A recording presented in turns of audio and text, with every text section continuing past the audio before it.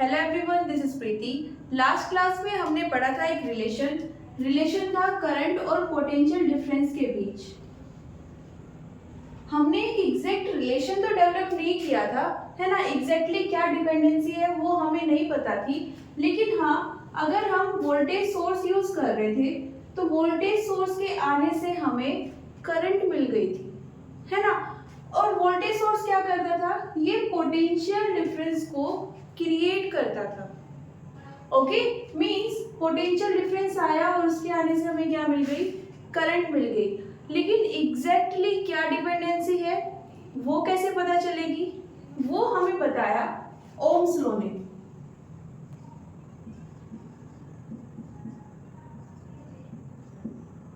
Okay, क्या statement था Ohm's law में?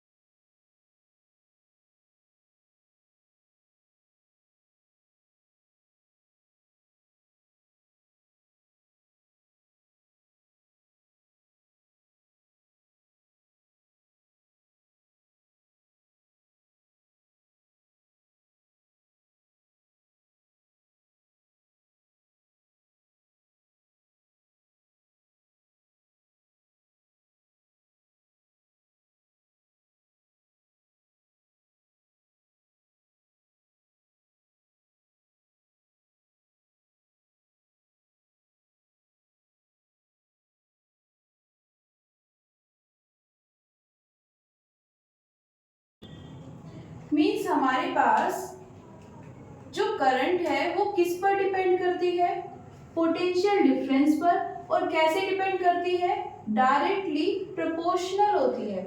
ओके, एक टर्म यहाँ पर यूज हुई है, across the ends of the conductor. Okay, means suppose हमारे पास एक थिक वायर है।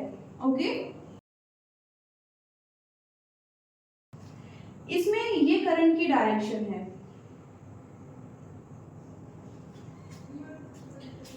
ये कैसे आया,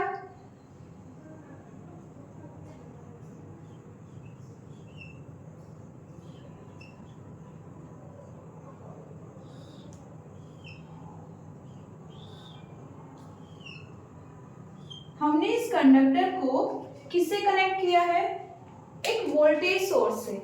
ओके,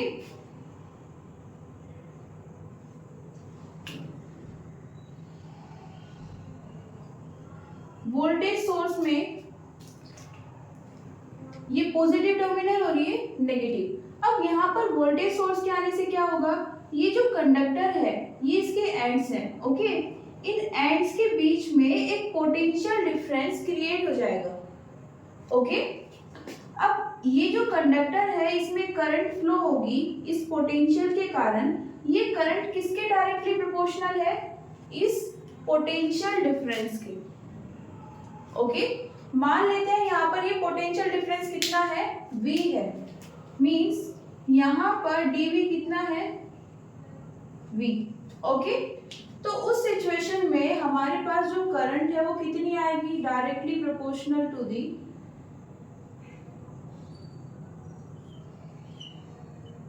V। साइन को रिमूव करेंगे तो क्या आएगा, एक कांस्टेंट आएगा।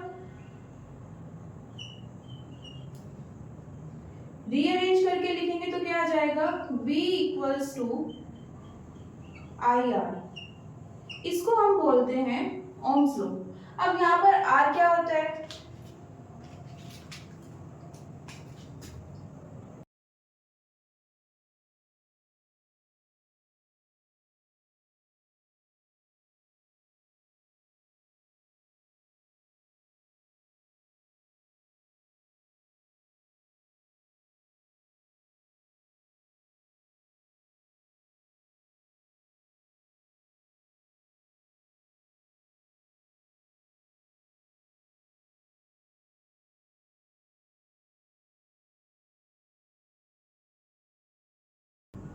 क्या बोलते हैं इसको, ये एक प्रोपोर्शनैलिटी कांस्टेंट है। ओके, इस साइन को रिमूव करेंगे तो हमें ये मिलेगा, और इसको क्या बोलते हैं, रेजिस्टेंस बोलते हैं। ओके, ये करता क्या है,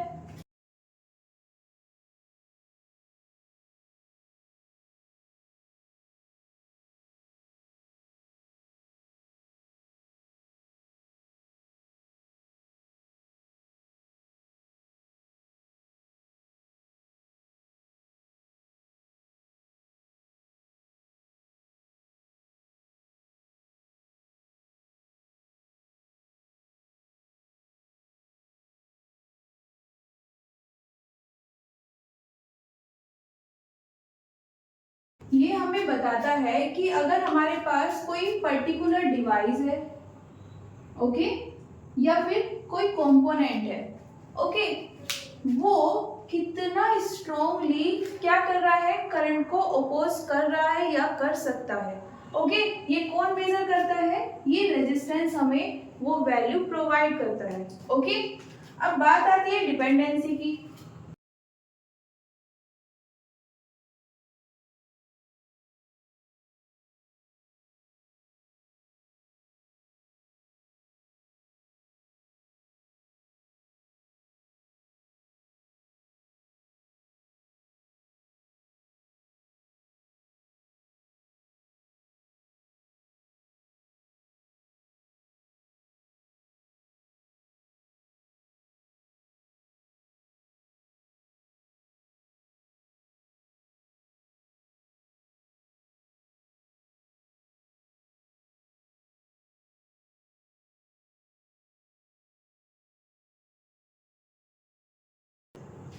ओके, क्या मतलब है इसका, ये जो आर है ये किस पर डिपेंड कर रहा है, मटेरियल पर और डायमेंशन पर। किसकी डायमेंशन, कंडक्टर की। मतलब क्या है, मटेरियल मींस हम जो कंडक्टर यूज कर रहे हैं, जैसे हमने यहाँ पर ये कंडक्टर यूज किया है, हमने इसको क्या बोला है, एक थिक वायर है। ओके, और एक कंडक्टिंग मटेरियल का बना हुआ है। ओके, लेकिन ऐसा तो नहीं है सिर्फ एक ही मटेरियल पॉसिबल है जो कंडक्टिंग है, बहुत सारे मटेरियल्स एग्जिस्ट करते हैं। अब उन सब मटेरियल्स की अपनी अपनी रेजिस्टिविटी होती है। ओके, और रेजिस्टेंस होता है। ओके, रेजिस्टिविटी क्या है, यहाँ पर जो हम रो यूज कर रहे हैं इसको बोलते हैं रेजिस्टिविटी। ओके, और आर क्या है, रेजिस्टेंस। तो ये किस किस पर डिपेंड करता है, हम जो मटेरियल यूज कर रहे हैं उस पर डिपेंड करेगा। वो अगर मटेरियल हमने चेंज कर दिया तो ये वैल्यू चेंज हो जाएगी। दूसरा क्या है, dimension of the conductor. Dimension या बोले शेप एंड साइज, सीधा सीधा मतलब होता है कि उसकी लेंथ क्या है, ओके, उसका एरिया कितना है।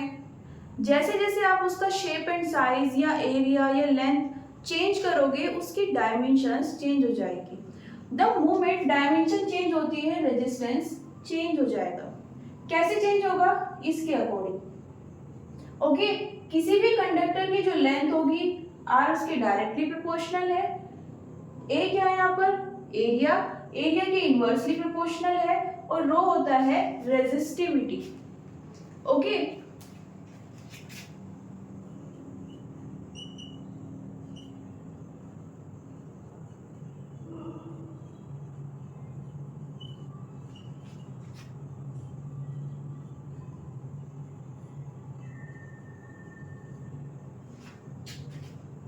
ओके, इस सेम कंडक्टर के लिए बात करते हैं। ओके, मान लेते हैं इसकी लेंथ कितनी है, L। ओके, और क्रॉस सेक्शनल एरिया कितना है, A। तो रेजिस्टिविटी क्या आ जाएगी, ये रो होगी, और ये रेजिस्टिविटी की अगर हम बात करें तो ये मटेरियल पर डिपेंड करती है। R और रो में क्या डिफरेंस है, ये हमारे मटेरियल पर डिपेंड करेगी। उस मटेरियल से हमने किस शेप का या किस साइज का कंडक्टर बनाया है इस पर डिपेंड नहीं करती। ओके, बात करें अगर रेजिस्टेंस की, तो ये मटेरियल पर तो डिपेंड करेगी, साथ में इससे आपने क्या डिवाइस बनाई है, ओके, किस शेप एंड साइज की है वो बेसिकली, और हम कोई कंडक्टर यूज कर रहे हैं तो वो भी किस शेप एंड साइज का है उस पर ये डिपेंड करता है। यहाँ पर दो फैक्टर्स आ जाएंगे, मटेरियल और डायमेंशन, और यहाँ पर सिर्फ एक फैक्टर होता है, ये इंट्रिंसिक प्रॉपर्टी होती है मटेरियल्स की, ओके। ये भी हमें क्या बताएगी कि कितना स्ट्रॉन्गली हमारा मटेरियल किसको रेजिस्ट कर रहा है या ओपोज कर रहा है, करंट को। लेकिन सिर्फ मटेरियल की बात करेगी, रेजिस्टेंस किसकी बात कर रहा है, डिवाइस की, किसी भी ऑब्जेक्ट या कंडक्टर की, या फिर कंपोनेंट की। कंपोनेंट से मतलब क्या है, हमने लास्ट चैप्टर में पढ़ा था एक वर्ड इलेक्ट्रिक कंपोनेंट या फिर एलिमेंट। हमने बोला था जो हमारे पास कैपेसिटर है, ये रिप्रेजेंटेशन यूज करते हैं, ओके। इसको हम क्या बोलते हैं, इलेक्ट्रिक कंपोनेंट या फिर इलेक्ट्रिक एलिमेंट। रेजिस्टर हमारे पास एक नई डिवाइस है या बोल सकते हैं कंपोनेंट है, जिसे हम इस सिंबल से रिप्रेजेंट करते हैं, ओके। एक कंपोनेंट क्या था, ये कैपेसिटर, दूसरा क्या है, रेजिस्टर, इसको बोलते हैं रेजिस्टर। और इसका काम क्या होता है, रेजिस्टेंस प्रोवाइड करना, मींस जो हमारे पास करंट फ्लो हो रही है उसको ओपोज करना, ओके। अब इसको यूज कब करते हैं, देखो अगर हम कोई भी वायर यूज कर रहे हैं, ओके, उसमें हमारे पास ये एक वैल्यू आएगी कि ये वायर है, इस मटेरियल का बना हुआ है और इतना इसका रेजिस्टेंस है, ओके। हम उसको कंट्रोल नहीं कर सकते, मींस उसको इंक्रीज करना डिक्रीज करना हमारे लिए पॉसिबल नहीं है, बिकॉज वो किसकी प्रॉपर्टी है, मटेरियल की। साथ में वो किससे डिसाइड हुई है, उसके शेप एंड साइज से। कुछ प्लेसेस पर हम इंटेंशनली रेजिस्टेंस को ऐड करना चाहते हैं, ओके, करंट को कंट्रोल करने के लिए, ओके। वहां पर हम क्या यूज करते हैं, रेजिस्टर्स को यूज करते हैं, ओके। एक पर्टिकुलर वैल्यू होती है कि ये इतना रेजिस्टेंस प्रोवाइड करेगा, तो हम उसके अकॉर्डिंग हमारे लिए जो करेक्ट है, सुटेबल है, उस रजिस्टर को यूज कर लेते हैं, ओके। तो ये हुआ हमारे पास रजिस्टर, और ये आ जाती है रिलेशन। हमने ओम्स लॉ में क्या पढ़ा है अभी,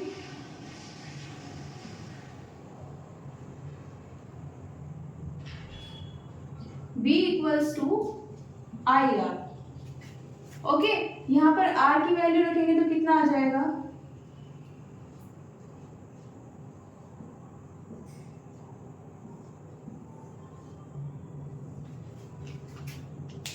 तो ये इसकी बेसिक फॉर्म है। और अगर आप इसको L या I की टर्म्स में चाहते हो तो क्या कर सकते हैं, ये वैल्यू यहाँ पर रिप्लेस कर सकते हैं, तो ये हमारे पास आ जाएगा potential difference across the conductor, okay. चलते हैं अपने नेक्स्ट टॉपिक पर। नेक्स्ट क्या देखने वाले हैं, vector form of Ohm's law.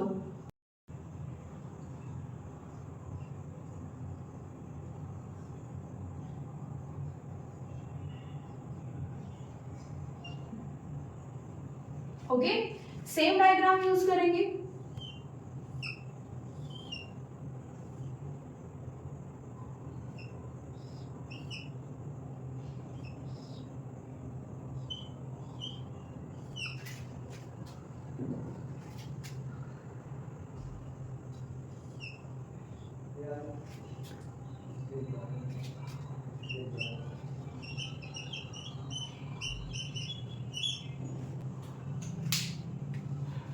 ये हमारे पास कंडक्टर है, मान लेते हैं इसकी लेंथ कितनी है, L, okay. Cross section area कितना है, A। इसमें ये हमारे पास करंट की डायरेक्शन है, मींस इस डायरेक्शन में कौन फ्लो हो रहे हैं, पॉजिटिव चार्ज, ओके। और अगर बात करें इलेक्ट्रॉन्स की तो वो इसके ऑपोजिट डायरेक्शन में फ्लो होंगे, है ना। और क्या लेना है, कंडक्टर है, इसके एंड्स पर क्या आ जाएगा, एक पोटेंशियल डिफरेंस कंसीडर कर लेते हैं कितना है v। ओके, तो अभी जो हमने फॉर्म स्टडी की है उसके अकॉर्डिंग क्या रिलेशन आएगी?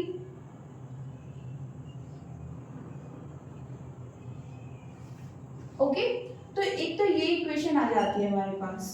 दूसरा हमने पढ़ा था relation between potential difference and electric field, क्या था?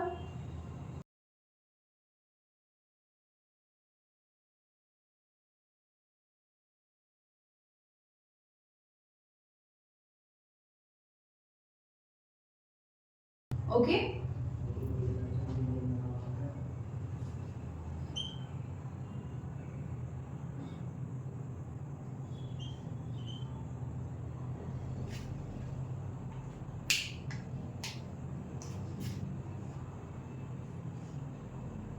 क्या किया है यहाँ पर?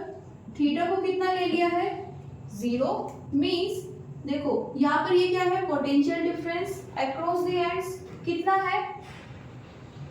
v है। ओके, नेक्स्ट क्या लेना है हमें? इलेक्ट्रिक फील्ड, इसको भी एज इट इज रख लेते हैं। ओके, dr क्या है? डिस्प्लेसमेंट। ओके, अगर बात करें किसकी? चार्ज की, तो हम यहाँ से यहाँ पर ले जाना चाहते हैं। ओके, कंडक्टर के इस एंड से इस एंड पर पॉजिटिव चार्ज को ले जाना चाहते हैं, तो क्या डिस्प्लेसमेंट आएगा? जो इसकी लेंथ होगी। ओके, तो कितना आ जाएगा? dr को कितना रख सकते हैं? l। ओके, अब देखो यहाँ पर करंट की क्या डायरेक्शन है? ये वाली। ओके, और साथ में इलेक्ट्रिक फील्ड किस डायरेक्शन में है? ये वोल्टेज सोर्स है, मान लेते हैं ये पॉजिटिव और ये नेगेटिव टर्मिनल है, तो इलेक्ट्रिक फील्ड की क्या डायरेक्शन होती है? Positive to negative. डिस्प्लेसमेंट की क्या है? यही डायरेक्शन है, तो एंगल कितना आ जाएगा? 0। ओके, यहाँ पर हमने क्या यूज किया है? अगेन मॉडुलस यूज किए हैं for the positive value of potential. Okay, ये कितना आ जाएगा यहाँ से? cos 0 1 हो जाएगा। ओके, ये एक दूसरी रिलेशन आ गई है हमारे पास। क्या करें? दोनों को कंपेयर करते हैं, कितना आ जाएगा?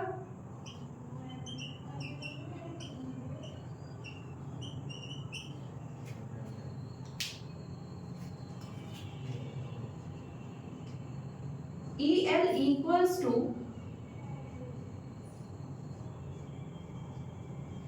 ओके, L से L कैंसिल हो सकता है।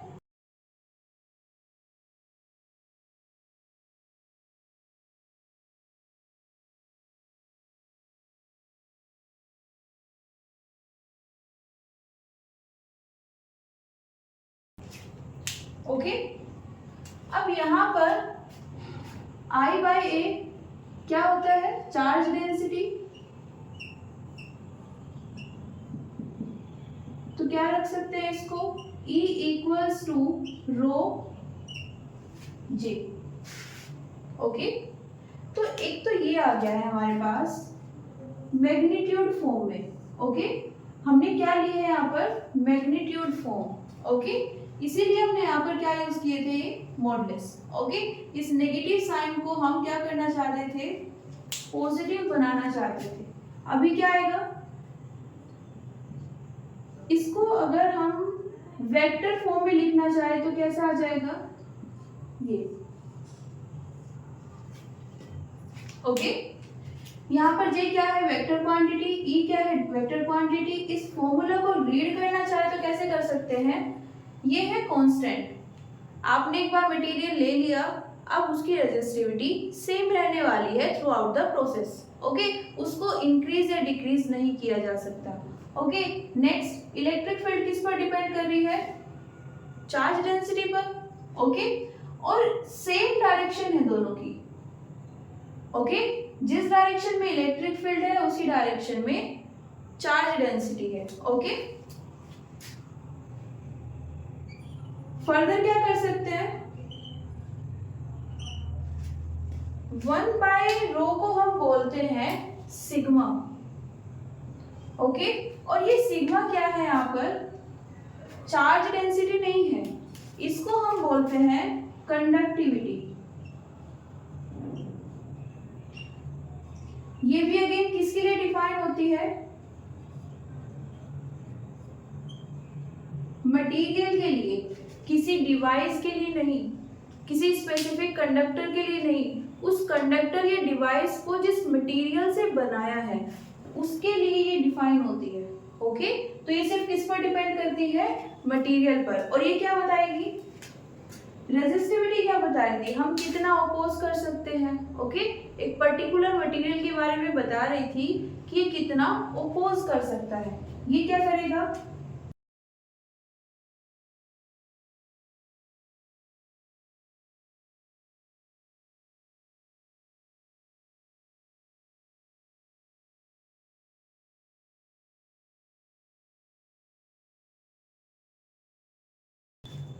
कितना इजीली एक मटेरियल करंट के लिए पाथ को बना सकता है। फ्लो होने के लिए करंट को कितना कम रेजिस्टेंस फेस करना पड़ेगा या कितना सपोर्ट मिल सकता है मटेरियल का, वो हमें कौन बताता है? Sigma, conductivity of material. Okay, इसको यहाँ पर रिप्लेस करें तो क्या आएगा?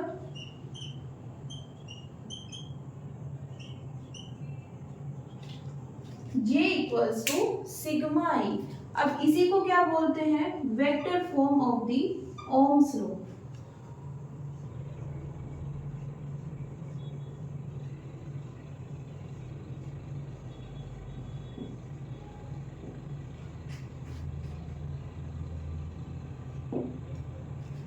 ओके, नोट कीजिए, फिर नेक्स्ट टॉपिक पर चलते हैं। नेक्स्ट क्या आती है हमारे पास? लिमिटेशंस ऑफ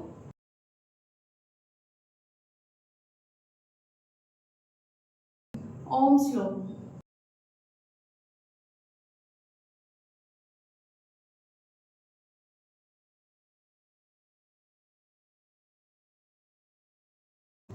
अब लिमिटेशंस कैसे आती है? देखो, ये होता है हमारे पास Ohm's law, V equals to I R. R यहाँ पर कांस्टेंट है, हमने एक मटेरियल को फिक्स कर दिया है। ओके, तो यहाँ पर ये आई कांस्टेंट हो जाता है, तो यहाँ पर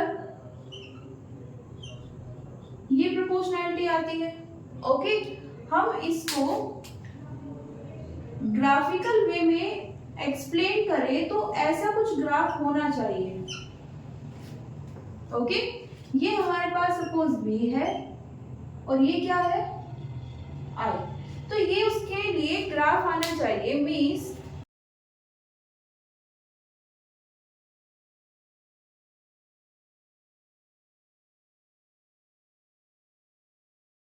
हमें लीनियर ग्राफ मिलना चाहिए। लीनियर ग्राफ मतलब जितना V चेंज हो रहा है उतना ही I भी चेंज होना चाहिए, एक लाइन के अलोंग। ओके, इसको बोलते हैं लीनियर ग्राफ। ओके, और यहाँ पर हमने बात की थी कुछ फिजिकल कंडीशंस की।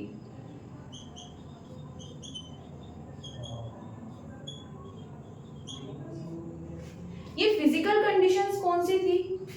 हमारे पास जो कंडक्टर है उसका टेम्परेचर या जिस इन्वायरमेंट में, जिस एटमॉस्फेयर में उसको रखा हुआ है वहां का temperature through out the process same रहना चाहिए। और क्या हो सकता है? हम जो मटेरियल यूज कर रहे हैं, ओके, हमने कंडक्टर लिया है, उस कंडक्टर का जो मटेरियल यूज कर रहे हैं वो सेम रहना चाहिए। तो इस तरह की कुछ कंडीशंस होती है। ओके, अब जब हम किसी मटेरियल को यूज करते हैं और इसको कंप्लीट करते हैं, है ना, जो कंडीशन हमें चाहिए उसको हम फुलफिल कर रहे हैं, तो हम क्या एक्सपेक्ट करेंगे? ओम्स लॉ वहां पर एप्लीकेबल होना चाहिए, है ना, हमें इनके बीच में ये रिलेशन मिलनी चाहिए। लेकिन कुछ ऐसे मटेरियल्स एग्जिस्ट करते हैं जो वायलेशन शो करते हैं। कैसे कैसे वायलेशन शो करेंगे देख लेते हैं 3 पॉइंट्स में।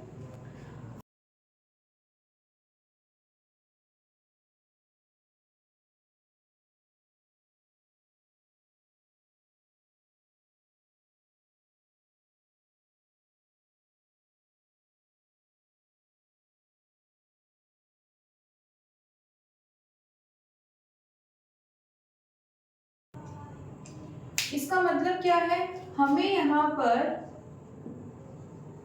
लीनियर ग्राफ नहीं मिल पाएगा, है ना। और जो इस तरह के मटेरियल्स होते हैं जो इस तरह का वायलेशन शो करते हैं, ग्राफ कैसा आएगा उनके लिए, लीनियरिटी शो करते हैं, फिर सडनली नॉन लीनियर बिहेवियर पर आ जाते हैं। ओके, ये क्या हो रहा था, यहाँ तक लीनियर ग्राफ ड्रॉ हो रहा था, है ना। इसके बाद ये जो बिहेवियर है इसको हम बोलते हैं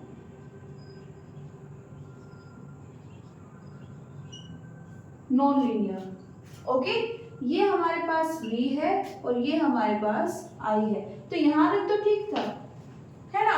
लेकिन उसके बाद इसने ओम्स लॉ वायलेशन शो कर दिया। ओके, तो कुछ इस तरह के मटेरियल्स हमारे पास एग्जिस्ट करते हैं। दूसरा क्या है,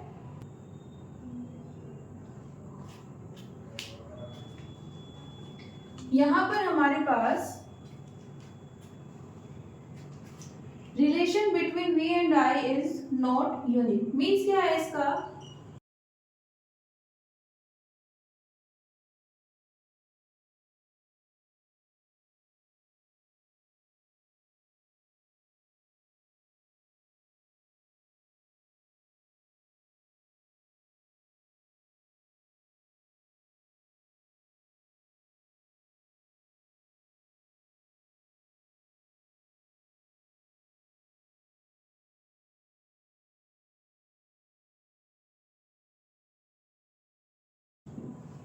हमें डिफरेंट डिफरेंट वैल्यूज के लिए सेम वैल्यू ऑफ करंट मिलती है।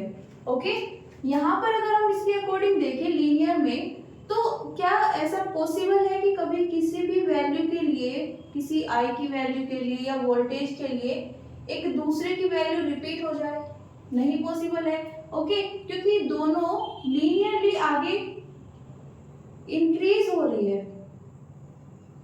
ओके, लेकिन इस ग्राफ में देखो ये क्या हुआ, यहाँ पर पहले इंक्रीज हुआ, ओके, उसके बाद नॉन लीनियर बिहेवियर शो किया। इस ग्राफ को हम क्या बोल सकते हैं, लीनियर ग्राफ। ये क्या है, नॉन लीनियर ग्राफ। ओके, जहां पर ये नॉन लीनियर बिहेव शो कर रहा है। और यहाँ पर हम अगर यहाँ पर देखें ये वाली वैल्यू और ये value,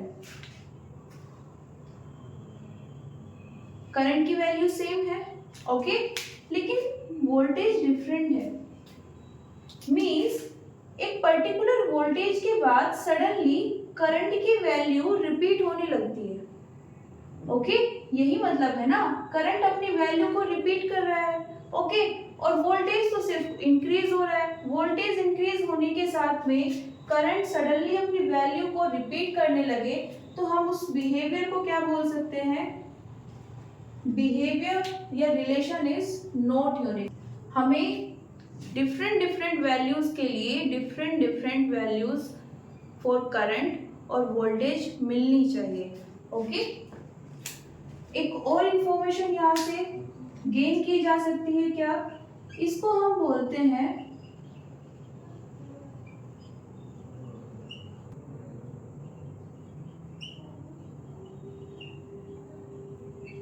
reason of negative resistance. Means हम यहाँ पर अगर रेजिस्टेंस निकालें, ओके, क्या होता है resistance, ratio of V and I। Okay, यहाँ पर स्लोप क्या हो जाएगा, y एक्सिस पर जो क्वांटिटी होती है डिवाइडेड बाय x एक्सिस पर, ये यहाँ पर स्लोप है। इसके अकॉर्डिंग ये रिलेशन है, और I बाय V इसको क्या लिख सकते हैं, 1 बाय R। ओके, अगेन यहाँ से क्या आ जाएगा, ये R। तो रिलेशन तो यही है, लेकिन यहाँ पर हमें रेजिस्टेंस कैसा मिलेगा, नेगेटिव। वोल्टेज कैसी है, पॉजिटिव। करंट कैसी है, पॉजिटिव। ये फर्स्ट क्वाड्रेंट है ना, यहाँ पर तो दोनों पॉजिटिव होना चाहिए, है ना। ये पॉजिटिव y एक्सिस, ये पॉजिटिव x एक्सिस। लेकिन यहाँ पर रेजिस्टेंस कैसा आ रहा है, नेगेटिव आ रहा है। अगेन यहाँ पर क्या हो रहा है, वायलेशन ऑफ ओम्स लॉ।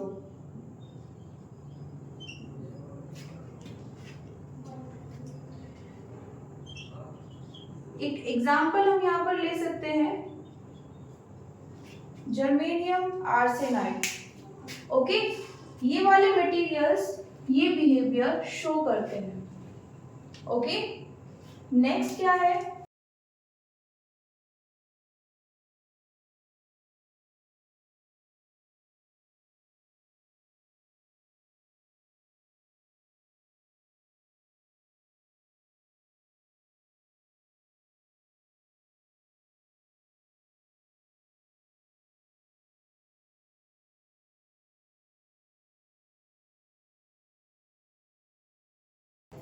ये एक वायलेशन है। कैसे, हम ओम्स लॉ पढ़ते हैं V equals to I R. Okay, अगर हमने किसी सर्किट में V वोल्टेज अप्लाई की है और हमें कितना करंट मिल रहा है, I, और रेजिस्टेंस कितना है, सपोज वायर की हम बात कर रहे हैं, उसका रेजिस्टेंस कितना है, R। अब अगर हम यहाँ पर नेगेटिव वोल्टेज अप्लाई कर दें, रेजिस्टेंस तो सेम है ना, सेम वायर यूज कर रहे हैं हम अगेन, तो यहाँ पर करंट क्या आना चाहिए, नेगेटिव आ जाना चाहिए। ओके, लेकिन ऐसा हो नहीं रहा है।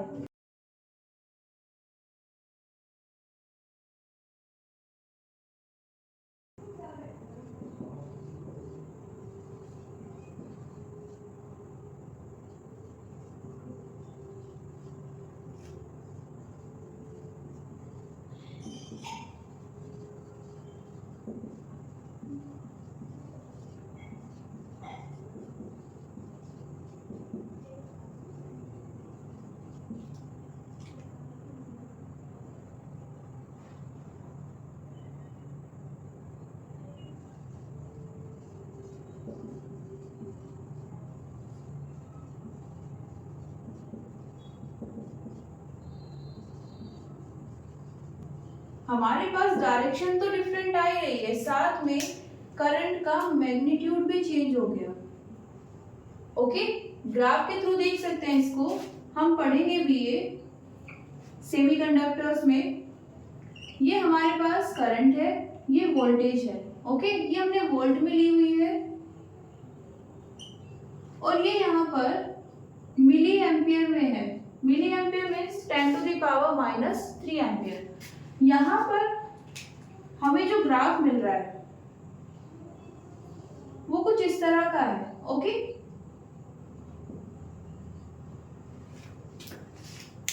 जब हम नेगेटिव की बात करते हैं मीन्स हमने क्या किया है, वोल्टेज को चेंज कर दिया है। पहले पॉजिटिव था, अब क्या है, नेगेटिव। तो इस बार इस वाली एक्सिस को यूज करेंगे, तो यहाँ पर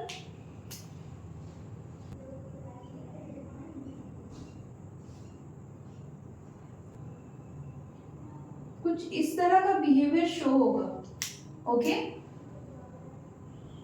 बात करें यहाँ पर जो करंट का मैग्नीट्यूड होगा वो आएगा, ये क्या था, मिली एम्पियर, ये क्या हो जाएगा, micro ampere. Okay, means 10 to the power -6 ampere, इतना ज्यादा कम हो जाएगी। ओके, ओके, यहाँ पर हमें क्या मिलेगी, नेगेटिव वोल्टेज। ओके, तो ये कुछ 3 पॉइंट्स थे जो हमें बताते हैं कि कुछ मटेरियल्स में हमें ओम्स लॉ का वायलेशन देखने को मिलता है। ओके, कुछ लिमिटेशंस हमारे सामने आती है और किस किस तरह से वायलेशन हो सकता है वो हमने इन तीनों पॉइंट्स में एक्सप्लेन कर दिया है। आज के लिए इतना ही, मिलते हैं नेक्स्ट क्लास में। Thank you everyone, see you soon.